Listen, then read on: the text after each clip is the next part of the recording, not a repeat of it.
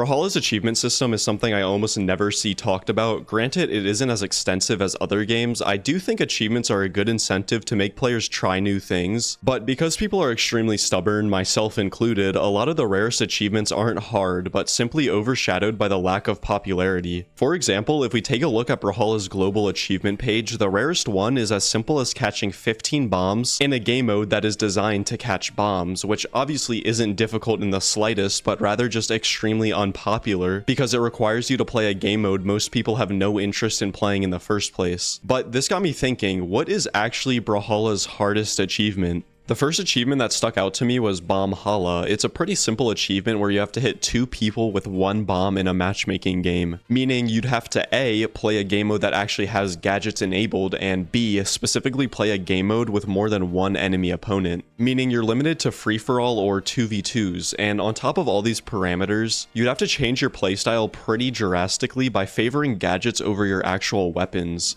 And then after that, you have to hope and pray that gadget actually hits anyone in the first place. And even if all these factors line up perfectly, it still won't be enough as it requires both enemies to be hit, which is extremely situational. This is an example of an achievement that is heavily luck-based. You could theoretically get it on your first attempt, or it could take hundreds, if not thousands, of attempts. Established main is another achievement that on surface level seems extremely easy, but having to level up a single character to level 40 is extremely time consuming and honestly draining. Me personally, after 2,000 hours of this game, I don't even have a single level 40 character, but obviously you could fast track this process by dedicating all your time to one legend, but even if you decide to do that, it would realistically take about a month or 2 of straight grinding. That is if you started from level 1, but on a more positive note, this achievement doesn't require any luck or frankly any skill, but it's a prime example of a heavily time-based achievement. One of Brawlhalla's only game mode specific achievements is called To Hell and Back, where you have to reach wave 25 in Brawlhalla's Horde game mode. I originally looked past it as it seemed like something you could obtain after only a few hours of playing, but considering I'd never even played the game mode myself, I thought I may as well test out the difficulty. I went in with no strategy at all and was quickly humbled by how insanely difficult the waves leading up to the 26th were. And after about 2 hours with no success, I decided to do some research and found out there were people who had dedicated strategies to earn this achievement. And keep in mind, if you have no friends like me, you're forced to play with 3 bots instead of 3 other real people, which makes this achievement 100 times harder as you don't have any coordination or game plan going into it. And after basically a full day of attempts with no success, I realized this could potentially be Brawlhalla's hardest achievement, as it requires a lot of skill and a decent amount of time to learn the mechanics. Not to mention, if you're friendless, the luck you need to get with bots is one of the biggest factors.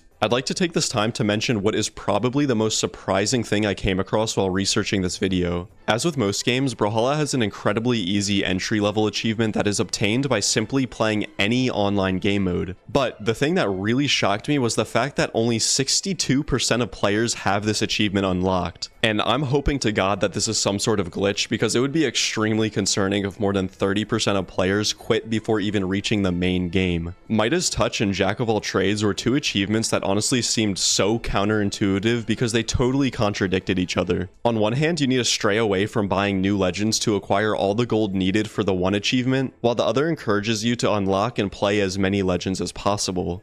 But one thing I can't deny is that these are extremely difficult achievements, especially if we view them from a new player's perspective, as gold and an abundance of legends are 2 of the most scarce things when you first start out. If we look back at the achievement Established Main, there seems to be another achievement that completely rivals it. That being the achievement called Black and Strikeout, which, as the name implies, requires you to get 3 different legends to level 25, equaling out to 75 levels in total, which at face value seems a lot harder than getting a single legend to level 40. But when you consider the fact that levels 1 through 10 are extremely easy compared to leveling up past level 25, they actually end up taking about the same amount of time. Originally, when I looked at the achievement I'd rather be shiny, where you have to buy a gold forge item from the store, I almost instantly wrote it off as being way too easy. But the more I thought about it, the more I realized, although it's straightforward, the time it takes for a new player to buy a gold forge item is usually a pretty long process. Considering you not only have to play enough ranked games to purchase the gold forge item, but you also have to wait till the season ends to claim your rewards, which on average takes 3 whole months. Which is an insane amount of time for a single achievement, and that's considering you even earn enough glory during a single season to obtain a gold forge item, because if not, it could possibly take 6 to 9 months.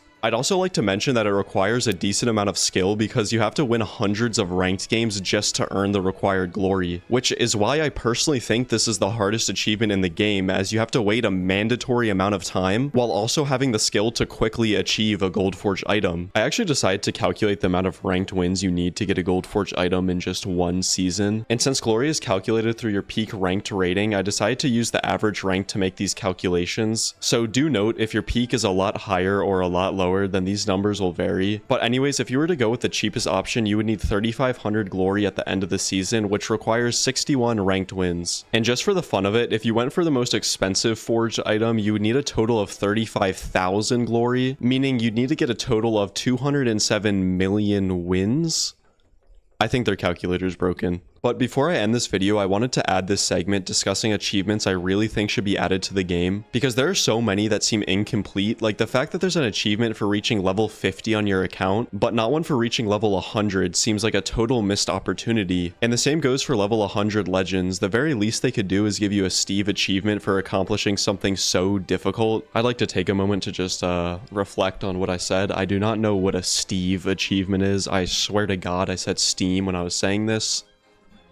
But we all make mistakes, and please just bear with me, guys. Also, I think the achievements that require you to get a Skyforged or Goldforged item should be split up into 4 different achievements. 2 for getting both colors, and the other 2 for getting both weapon skins. But that's honestly just me being nitpicky. Finally, I think it would be really cool to give an achievement out to anyone that gets level 25 on every single legend. Just because I feel like every game needs that one achievement that is so prestigious that only the biggest of fans will ever obtain it. Alright, so this is post-editing Colin here, and there's a lot of things I just want to talk about because I haven't really done any of these outros really ever. The main and most important thing is I just want to thank you guys for all the support. It's been crazy. It's only been like, I don't know, like a month or 2 that I've been creating Brawlhalla content, and you guys have just been so supportive, and it honestly means the world to me. I try and thank you guys in like every comment, but I just wanted to be more formal and just say out loud that I really appreciate you guys so much, and there will be so much more to come. But secondly, I also wanted to mention that I might start a second channel sometime in the near future just to discuss things more broadly and across like all different games. So if you'd be interested in that, just let me know. Obviously, if you aren't, you guys don't have to sugarcoat it. Just be like, I'm here for the Brawlhalla content, and totally respect that. I totally understand. But yeah, I've just been interested in a lot of other topics, and don't worry, I'm still going to be here for Brawlhalla for a while. I don't see myself moving on to any other topics in the near future, at least on this channel. But besides that, I don't think there's much else I wanted to talk about, and I guess I'll see you guys in the next video. Let me know what you think of this one, and I love y'all.